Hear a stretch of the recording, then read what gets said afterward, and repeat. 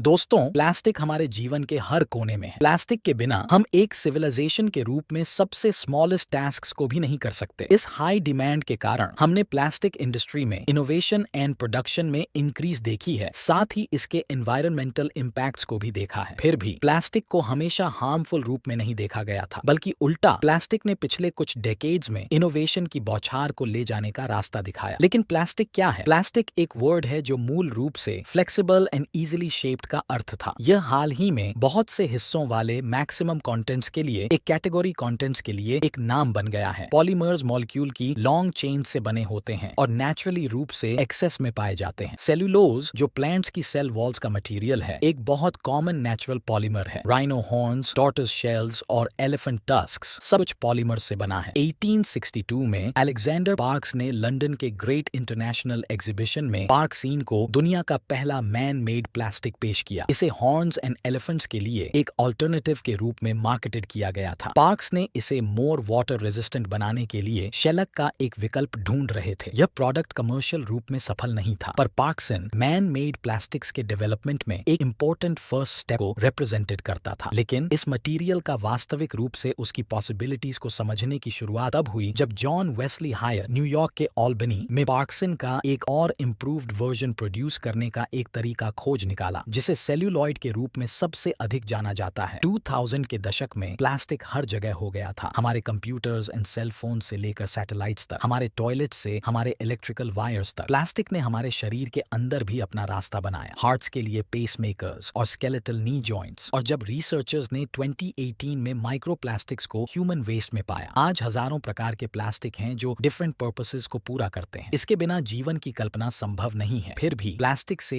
Environmental hazards post की कल्पना भी संभव नहीं है। कई कंट्रीज में प्लास्टिक बैंड है। इसके डेंजर्स का मुकाबला करने के लिए वेरियस फील्ड्स में अनुसंधान किया जा रहा है। पूरी तरह से सिंथेटिक प्लास्टिक्स बनाने के बजाय साइंटिस्ट नेचुरल मटेरियल से प्लास्टिक्स बनाने के तरीके खोज रहे हैं जो बायोडिग्रेडेशन की मदद करेगा। इस एनवायरमेंटल क्राइसिस के बीच हम जितना हो सके प्लास्टिक का उपयोग कम कर सकते हैं और इस फेज को इतिहास का हिस्सा बनने के लिए साइंस का इंतजार कर सकते हैं। तो आज हमने प्लास्टिक के बारे में जाना जो एनवायरनमेंट को हेल्प करने के लिए बनाया गया था, लेकिन अंत में एनवायरनमेंट को नुकसान पहुंचाया। यदि आपको वीडियो पसंद आए तो हमारे चैनल थ्योरी ब्रेकर को सब्सक्राइब करें।